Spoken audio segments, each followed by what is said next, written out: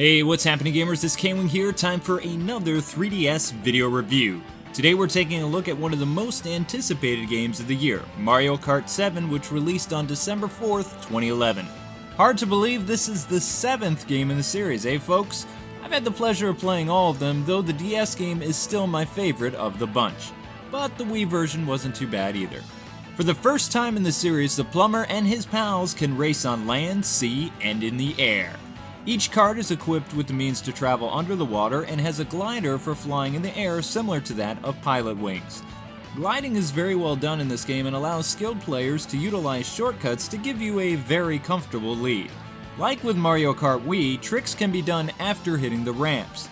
This is done by pressing the top buttons. Gameplay for the game is the same as the recent Mario Kart games, so if you played a Mario Kart game, you can play this one. Brand spanking new to the series is the driver view. This mode can be controlled either with the 3DS gyro system or using the circle pad. Now, collecting coins gives your driver a quick boost, and snake boosting plays a more vital role for 150cc and of course online play.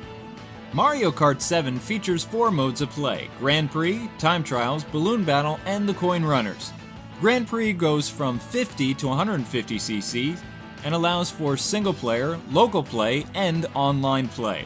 The game consists of 32 tracks in all, and like with Mario Kart DS, has classic courses from past games in the series as well, which I love.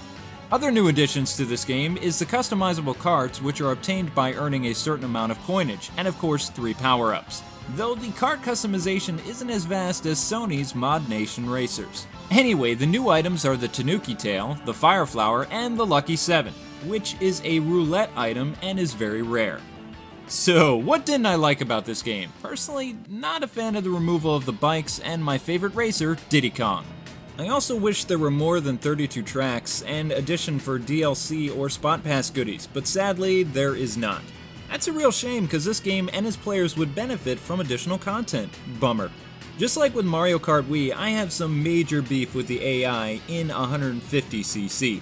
Then your driver still gets ruthlessly assaulted, which makes it tough to place first, which is necessary by the way so you can unlock the additional characters. You would think after all this time since the Wii build they would have balanced out the AI better, but no. While I'm on this subject though, I hate how the red and blue shells can follow you in the air. I mean, what's up with that? Seriously, what's the point of flying if I can't avoid said items? Lastly, gliding in general just didn't have that much of an impact for the overall experience for me. It feels like an afterthought mostly, especially on the retro courses. Because here the glide isn't really necessary at all, since the older courses didn't have that feature in the past to begin with. Though, I have to say that Retro Studios did a good job on adding a few choice places where gliding is very effective for this game. Still, you need to go out of your way to find them, and that's not cool. But I digress. I have more good things to say about this game than bad, as usual. First off, the graphics for this game aren't too bad. Actually, it looks to be more polished than the Wii game. 3D works very well, I might add, unless you're playing with the gyro mode. Then the same rules apply for losing the sweet spot.